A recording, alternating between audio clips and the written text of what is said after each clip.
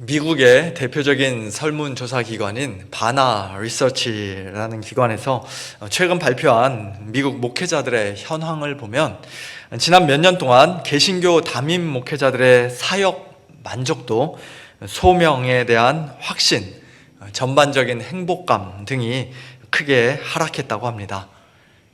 화면에 글씨가 작아서 잘 안 보이실 것 같은데요. 그냥 제가 좀 요약해 드리겠습니다. 2015년에는 목회자의 72%가 목사로서의 소명에 매우 만족한다라고 답했던 것에 비해 2022년에는 52%의 목회자만이 매우 만족한다라고 대답했고요. 그 중에서 45세 미만 젊은 목회자들은 겨우 35%만이 매우 만족한다라고 대답을 했습니다. 젊은 목회자들 사이에서 특별히 좀 더 하락세가 두드러지는 것을 우리가 보게 됩니다. 목회에 대한 소명을 크게 의심한 적이 있다라고 답한 목회자의 비율은 2015년 24%에서 2022년 55%로 2배 이상 크게 증가했으며, 응답자의 42%, 즉 10명 중에 4명 정도는 지난 1년 사이에 내가 풀타임 목회자로서 이 목회 사역을 이제 그만둬야겠다라고 그런 그만두는 것을 고려해 본 적이 있다고 그렇게 대답을 했습니다.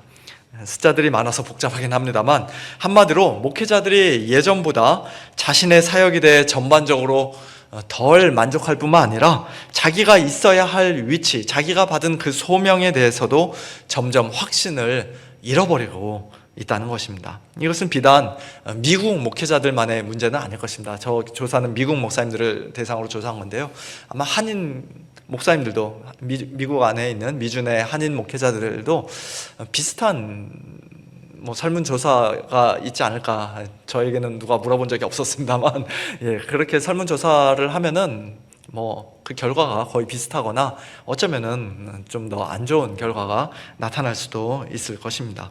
목회자들의 이와 같이 참 우울한 대답은 또한 오늘날 신학교들마다 신학생이 현저하게 줄어들고 있는 현상으로도 자연스럽게 이어집니다. 25년 전 제가 한국에서 총신신학대학원에 지원할 때만 해도 경쟁률이 5대1이 넘었었는데, 지금은 1.2대1, 1.3대1 정도의 수준이고 1대1도 안 되는 신학교들이 굉장히 많이 있다고 합니다.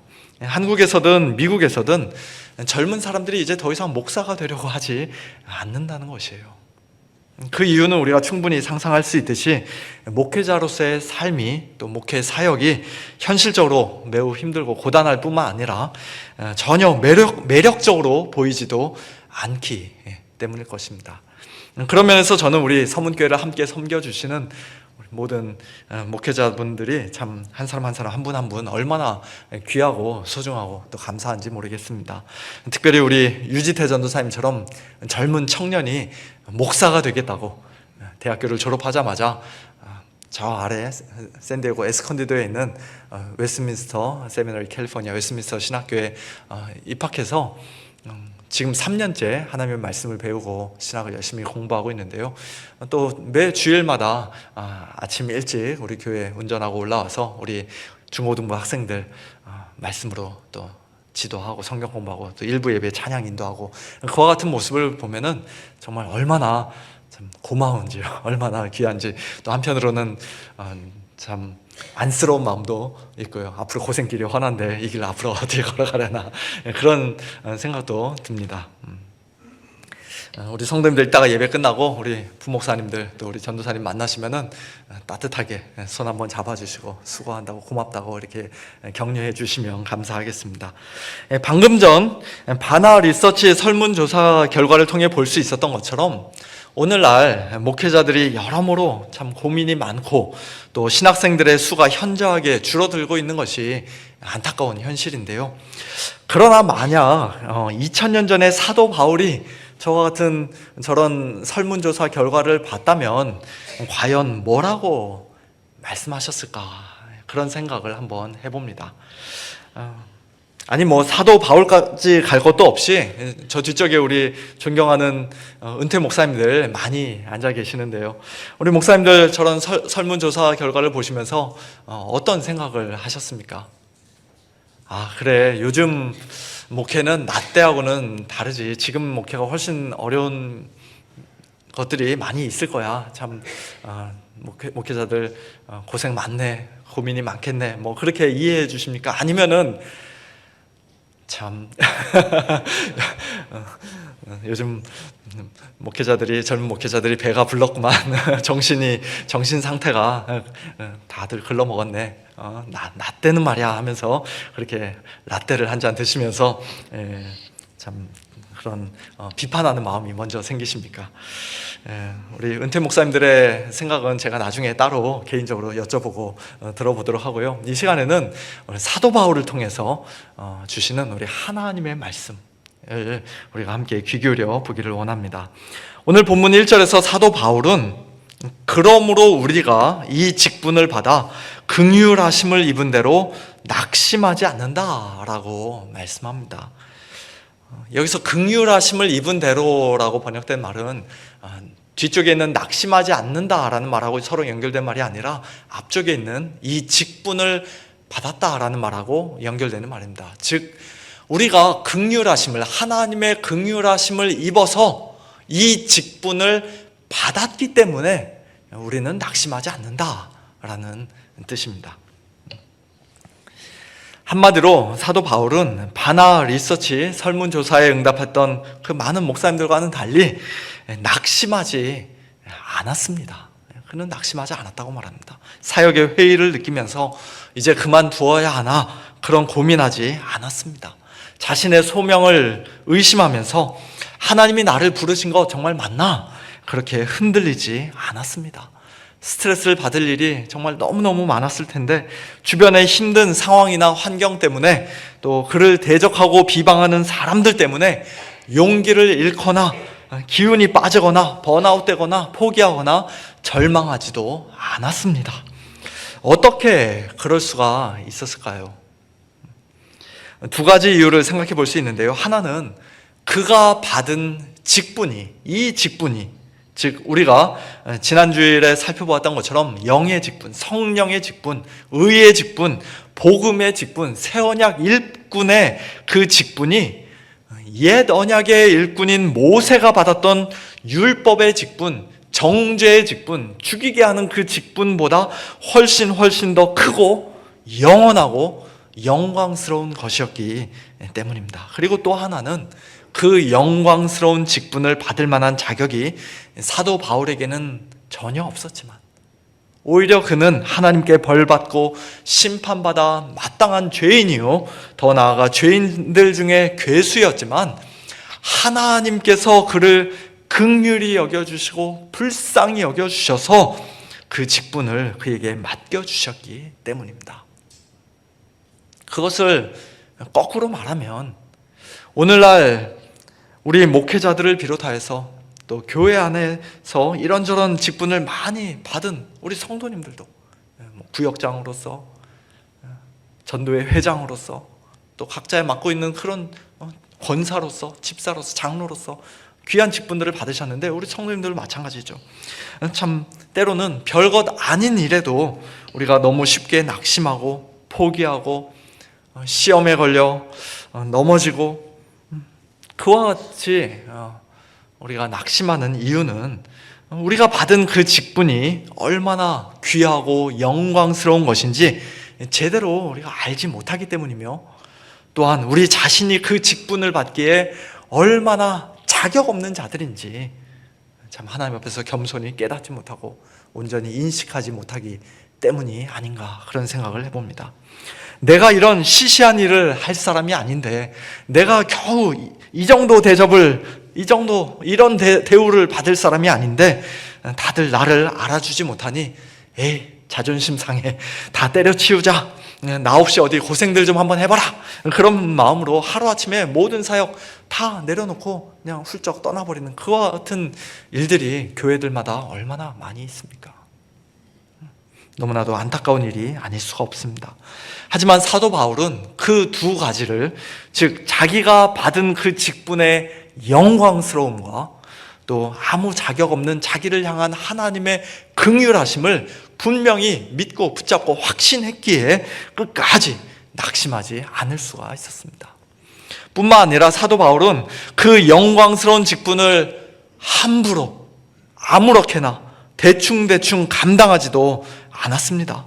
뭐로 가도 서울만 가면 된다는 생각으로 당장 눈에 보이는 사역의 어떤 결과나 그럴듯한 성공을 위해 단기간에 교회를 크게 부흥시키기 위해, 또는 사람들의 귀를 즐겁게 해주고 칭찬받기 위해, 또는 자기 자신의 능력을 과시하고 증명하기 위해 얼마든지 은밀하게 부끄러운 일도 하고 이런저런 속임수도 쓰고 하나님의 말씀을 혼잡하게 교묘하게 왜곡하거나 혼잡하게 할 수도 있었을 텐데, 실제로 그런 사람들이 사도 바울 당시에 이미 많이 있었고, 또 어떤 사람들은 사도 바울 당신이 바로 그런 사람 아니냐고 비방하기도 했는데, 자기는 그렇게 하지 않았노라고 2절에서 말씀합니다. 오히려 오직 진리를 나타내므로 하나님 앞에서 각 사람의 양심에 대하여 스스로 추천한다, 자천한다 라고 말씀합니다. 한마디로 떳떳하다는 것이에요.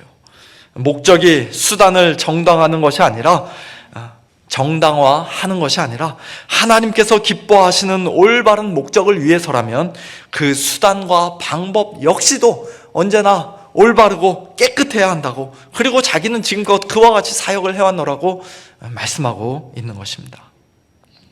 사도 바울의 그와 같은 말씀에 아마 어떤 사람들은 이렇게 질문하며 사도 바울을 공격했을는지도 모르겠습니다. 그래요? 당신이 정말 그렇게 영광스러운 직분을 하나님께 받았다면, 또 당신이 하나님 앞에서 그동안 정말 바르고 진실하게 사역을 해왔다면 왜 당신의 사역에 별로 그렇게 열매가 맺히지 않는 것입니까? 당신이 전하는 복음을 듣고 예수님을 믿게 된 사람이 지금보다 훨씬 더 많아야 하는 것 아닙니까? 왜 여전히 예수님 안 믿는 사람들이 있습니까? 혹 당신의 외모가 매력적이지 않아서, 당신의 설교가 파워풀하지 않아서, 당신의 기도가 부족해서, 당신의 영빨이 약해서 사람들이 당신이 전하는 그 복음을 믿지 않는 것 아닙니까? 그런 식의 말을 하는 사람들이 그 당시 고린도 교회에 정말로 있었던 것 같은데요. 정확히 어떻게 말했는지 우리가 알 수 없지만, 사도 바울은 조금도 위축되지 않고 3절에서 이와 같이 분명히 말씀합니다. 만일 우리의 복음이 가리였으면 망하는 자들에게 가리어진 것이라. 무슨 뜻입니까? 사람들이 복음을 믿지 않는 그 근본적인 원인과 1차적인 책임은 복음을 전하는 자들에게 있는 것이 아니라 복음을 듣는 자들에게 있다는 것입니다. 그들이 망하는 자들이기 때문에, 물론 그들이 나중에 언제라도 예수님을 믿게 될 수 있지만, 그러나 적어도 아직까지는 구원의 은혜가 그들에게 아직 주어지지 않았기 때문에, 그들이 구원의 은혜를 받은 자들이 아니기 때문에 복음이 그들에게 가려져 있다는 것이에요.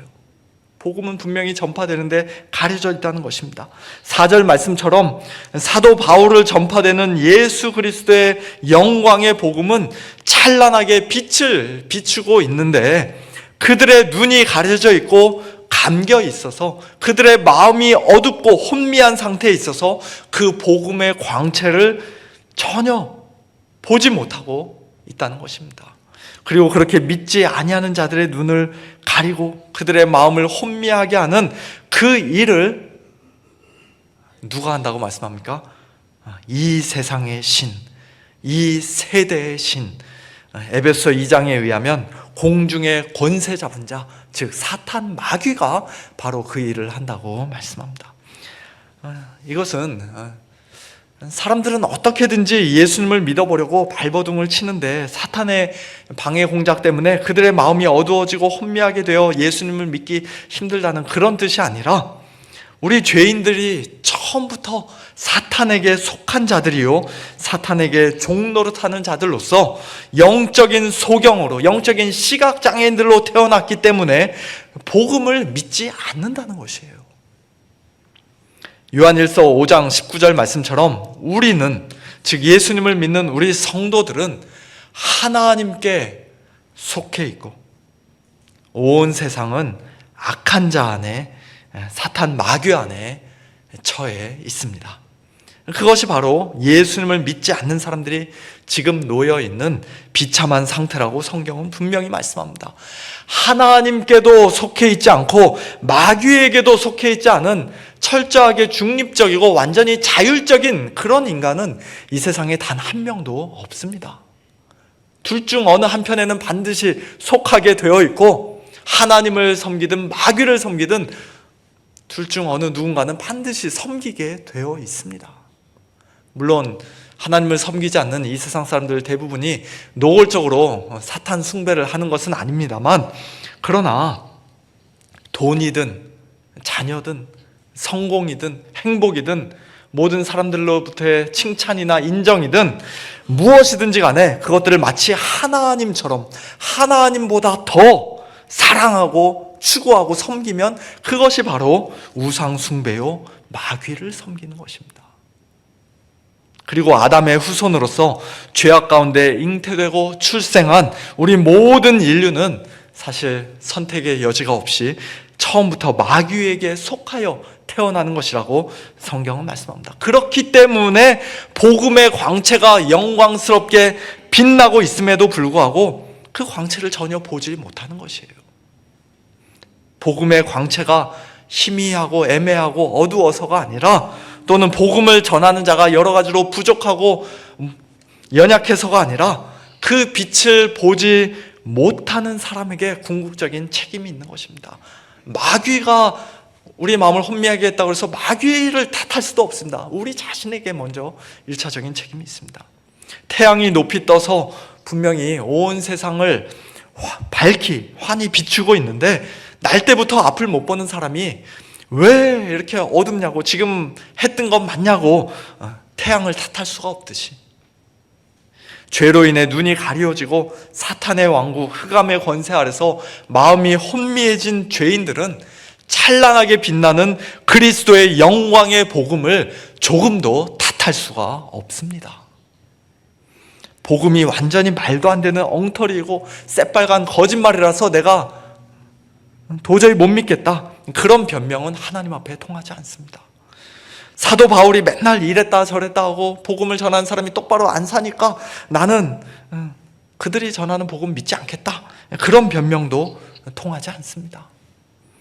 그 찬란하게 빛나는 그리스도의 영광을, 그리스도의 영광의 복음을 이 땅에서 끝까지 믿지 않고 완고하게 거부하다가 마지막 날 하나님의 심판대 앞에 서는 자들은 그 책임을 반드시 지게 될 것입니다. 마귀가 그 책임을 대신 져주는 게 아니라 자기 자신이 하나님 앞에서 그 책임을 져야 할 것입니다. 그럼 도대체 뭘 어떻게 해야 사람들이 그 복음의 광채를 두 눈으로 똑똑히 보고 예수님을 믿게 될 수가 있을까요? 사도 바울이 낙심하지 않고 숨은 부끄러운 일이나 속임으로 행하지 않고 하나님의 말씀을 혼잡하게 하지도 않고 오직 진리를 나타내므로 신실하게, 진실하게, 또 열심히 부지런히 사역했음에도 불구하고 여전히 예수님을 안 믿는 사람들이 많이 있다면, 그렇다면 이제 뭔가 좀 다른 방식을 한번 써봐야 하지 않겠습니까? 사도 바울이 14년 전 셋째 하늘 3층 천에 다녀왔다는 자기의 그 신비한 영적 체험을 토대로 내가 본 천국이라는 책을 써서 출판하고, 그의 손수건과 앞치마 총동원해서 일주일에 한 번씩 치유 집회를 열고, 당대 최고의 랍비였던 가말리엘 문화에서 공부할 때 가말리엘과 함께 다정하게 찍었던 사진도 자기 전도지에다 좀 넣어서 내가 이렇게 공부 잘했던 사람이라고 광고하고, 자기는 40일 금식 기도를 밥 먹듯이 했노라고, 성경을 적어도 1000번 이상은 읽어봤노라고 그렇게 명함에다 적어서 사람들 나눠주고 대대적으로 자기 홍보를 하고, 실제로 뭐 금식기도 몇 번, 40일 금식기도 내가 2번, 3번 했다고 명함을 적은 사람이 있다는 이야기를 들어봤는데요. 예. 그런 식으로 자기 PR을 열심히 해야 사람들이 사도 바울의 말에 더 많은 관심을 갖고 더 귀를 기울이고 결국 예수님을 믿게 되지 않겠습니까? 그러나 사도 바울은 오늘 본문 5절에서 단호하게 말씀합니다. 우리는 우리를 전파하는 것이 아니라 오직 그리스도 예수의 주 되신 것과 또 예수를 위하여 우리가 너희의 종된 것을 전파함이라. 사도 바울은 조금이라도 자기 자신을 높이거나 자기를 드러내고 앞세우는 그런 인간적인 방식으로 예수님을 전파하기를 원하지 않았습니다. 그의 메시지는 처음부터 끝까지 분명했습니다. 이 땅에 오셔서 십자가에 못 박혀 죽으신 예수님이 곧 구약 성경에서 하나님이 우리에게 보내주겠노라 약속하신 바로 그 그리스도시다. 구약의 모든 예언을 성취하신 메시아시다. 너희가 십자가에 못 박은 이 예수를 하나님이 다시 살리시고 지극히 높이셔서 주와 그리스도가 되게 하셨다. 모든 입으로 예수 그리스도를 주라 시인하여 하나님 아버지께 영광을 돌리게 하셨다. 로마 황제 가이사가 시저가 우리의 주가 아니라 죽으시고 부활하신 예수 그리스도, 만왕의 왕이요 만주의 주이신 예수 그리스도께서 우리의 진짜 주님이시다. 내가 만일 내 입으로 예수를 주로 시인하며 또 하나님께서 그를 죽은 자 가운데서 살리신 것을 내 마음에 믿으면 구원을 받으리라. 누구든지 주의 이름을 부르는 자는 구원을 받으리라. 그 복음을 사도 바울은 조금도 부끄러워하지 않았습니다. 우리 죄인들을 구원하는 것은 사도 바울 자신이 아니라 예수님이시기에 그는 예수님만을, 오직 주 예수 그리스도만을 자랑하고 전파했던 것입니다. 그리고 예수님을 그렇게 신실하게 전파하는 것이 곧 자신의 주님이신 예수를 위하여 고린도 교회 성도들을, 또 이 세상 사람들을 진정으로 섬기는 것이 된다고, 그들의 종이 되는 것이라고 그는 5절 후반부에서 말씀합니다. 사도 바울이 그렇게 오직 예수님만을 담대하게 증거할 수 있었던 이유는 오늘 본문 마지막 6절, 어두운 데에 빛이 비치라 말씀하셨던 그 하나님께서 예수 그리스도의 얼굴에 있는 하나님의 영광을 아는 빛을 우리 마음에, 사도 바울의 마음에 일찍이 비춰주셨기 때문입니다. 당연히 죽어 마땅한 나사렛, 이단의 괴수라 생각했던 예수라는 사람이 실제로는 주님이시오, 하나님의 아들이시오, 하나님의 참된 형상이시라는 사실을 바리새인 청년 사울은 다메섹 도상 정오의 태양보다도 더 밝은 빛이 그를 비추는 가운데 그를 찾아오신 예수님을 만나던 날 분명히 알게 되었습니다. 예수님을 만난 후 그의 가려졌던 눈에서 곧 비늘이 벗겨졌고 사탄이 혼미하게 만들었던 그의 마음이 온전해졌습니다. 창세기 1장 태초에 천지를 창조하신 하나님께서 빛이 있으라 하는 말씀으로 어두운 데에 빛을 비추셨던 것처럼 그 동일하신 하나님께서 예수 그리스도의 얼굴에 있는 하나님의 영광을 아는 빛을, 다른 말로 하면 그리스도의 영광의 복음의 광채를 사도 바울의 어두웠던 마음에 비추시고 또 우리 모든 성도들의 혼미했던 마음에 비추시는 그런 놀라운 재창조의 역사를 행하셨던 것입니다. 창조의 하나님이 곧 재창조의 하나님이신 것이에요. 그렇습니다. 우리가 비록 처음부터 태양을 보지 못하는 영적인 소경으로 비참한 죄인으로 이 땅에 태어났고 이 세상의 신인 사탄 마귀가 우리 모든 사람의 마음을 혼미하게 하여 복음의 광채가 비치지 못하도록, 우리들이 그 복음의 광채를 보지 못하도록 온 힘을 다해 방해하고 있지만, 그러나 하나님께서 하나님께서 우리 마음에 그 빛을 비추시면 이 세상 그 누구도 그 무엇도 그 빛을 막을 수가 없습니다. 가릴 수가 없습니다. 아무것도 방해물이나 걸림돌이 되지 않습니다. 바리새인 청년 사울같이 살기 등등했던 사람도 즉시 땅에 엎드리면서 완전히 항복하게 됩니다. 한평생 가려졌던 눈이 순식간에 떠지고 혼미했던 마음이 즉시 밝아져 예수 그리스도의 얼굴에 있는 하나님의 영광을 분명히 알게 되고 똑똑히 보게 됩니다. 모세의 얼굴에 있던 하나님의 영광은 잠시 후에, 얼마 후에 사라져버렸지만 예수 그리스도의 얼굴에 있는 하나님의 그 영광은 영원히 사라지지 않는 영원한 참된 영광이요, 영원한 영광입니다. 그리고 그리스도의 영광의 복음이 드디어 그와 같은 사람들에게 믿어지고 구원을 받게 되는 것이에요. 사도 바울에게 그와 같은 놀라운 일이 완전히 기적 같은 일이 가장 큰 기적이 일어났던 것입니다. 그리고 오늘 저와 여러분에게도 일찍이 동일한 기적이, 동일한 재창조의 역사가 있었기에 오늘 이 시간 우리가 예수님을 주님이라 부르며 주님으로 믿으며 하나님께 예배드리고 있는 것인 줄로 믿습니다.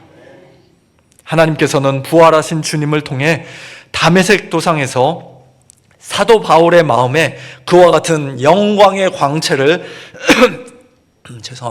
그와 같은 영광의 광채를 비추어 주셨을 뿐만 아니라 또한 영광스러운 직분도 그에게 맡겨주셨습니다. 일어나 너의 발로 서라. 내가 네게 나타난 것은 곧 네가 나를 본 일과 장차 내가 네게 나타날 일에 너로 종과 증인을 삼으려 함이니 이스라엘과 이방인들에게서 내가 너를 구원하여 그들에게 보내어 그 눈을 뜨게 하여 어둠에서 빛으로 사탄의 권세에서 하나님께로 돌아오게 하고 죄 사함과 나를 믿어 거룩하게 된 무리 가운데서 기업을 얻게 하리라. 사도행전 26장에 있는 말씀입니다. 사람들의 눈을 뜨게 하여 그들로 하여금 어둠에서 빛으로 사탄의 권세에서 하나님께로 돌아오게 하는 그런 구원의 능력이 비록 사도 바울 자신에게는 없지만, 그러나 그가 신실하게 전파하고 담대하게 증거하는 예수 그리스도의 영광의 복음을 주님께서 귀한 도구로 사용하셔서 그들에게 빛을 비춰주시고 그들을 친히 구원해 주시겠다는 것입니다. 그러니 사도 바울이 어떻게 낙심할 수가 있었겠습니까? 어떻게 불의하고 부끄러운 방법으로 거짓말과 속임수로 하나님의 말씀을 전할 수가 있었겠습니까? 어떻게 주 예수 그리스도가 아닌 자기 자신을 높이고 자랑하고 전파할 수가 있었겠습니까? 당연히 그럴 수 없었죠. 비록 지금 당장 그 열매가 보이지 않는다 할지라도, 사람들이 자기를 비방하고 예수님을 거부하고 복음을 조롱한다 할지라도 낙심하지 않고 포기하지 않고 신실하게 복음을 전하다 보면, 오직 예수님만 담대히 전파하다 보면 언젠가 하나님의 때 하나님께서 친히 그들의 마음에 영광의 빛을, 구원의 빛을 비춰주실 것이라는 사실을 사도 바울은 분명히 확신했습니다. 그리고 그와 같은 확신이 오늘날 주님의 몸된 교회에서 말씀의 사역자로 부르심을 받은 우리 모든 목회자들에게도, 그리고 각자의 삶의 터전에서 주위 사람들에게 예수님을 전파하고 복음을 증거해야 하는 사명을 받은 우리 모든 성도님들에게도 동일하게 있어야 할 줄로 믿습니다. 예수님의 복음 이외에 다른 무엇이, 어떤 재미있는 행사나 감동적인 이벤트가 죄인들을 구원하지 못합니다. 유명한 목사님들, 용하다고 하는 장로님들, 기도발이 대단하다고 하는 권사님들을 철석같이 믿고 추앙하며 쫓아다닐 필요도 없습니다. 사람을 신뢰하고 사람을 자랑하는 자는 마치 지푸라기를 붙잡는 것과도 같습니다. 반드시 언젠가는 넘어지고 실망하게 되어 있습니다. 우리는 오직 예수님만을 신뢰하고 예수님만을 자랑하고 예수님만을 전파해야 합니다.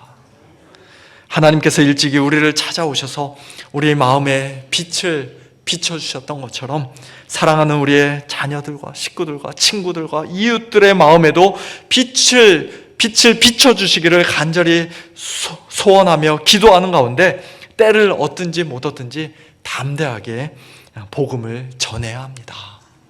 심지어는 지금 이 시간 이 자리에 앉아 계시지만 아직까지 그리스도의 영광의 복음의 광채를 보지 못하고 아직까지 예수 그리스도의 얼굴에 있는 하나님의 영광을 아는 그 빛이 마음에 비춰지지 않은 분이 혹시 계시다면, 즉 예수님을 아직 참되게 믿지 않으시는 분이 혹 이 자리에 계시다면 오늘 선포된 이 복음을 통해 우리 죄인들을 위해 죽으시고 부활하신 예수 그리스도께서 우리의 주님이 되신다는 이 영광스러운 복음을 통해 그 눈이 밝히 떠지고 그 마음이 환하게 밝아지고 예수님이 분명히 믿어져서 어둠에서 빛으로 사탄의 권세에서 하나님께로 돌아와 죄의 사함을 받고 구원을 받게 되는 그와 같은 놀라운 일이, 가장 놀라운 기적이 있게 되기를 예수님의 이름으로 축원합니다.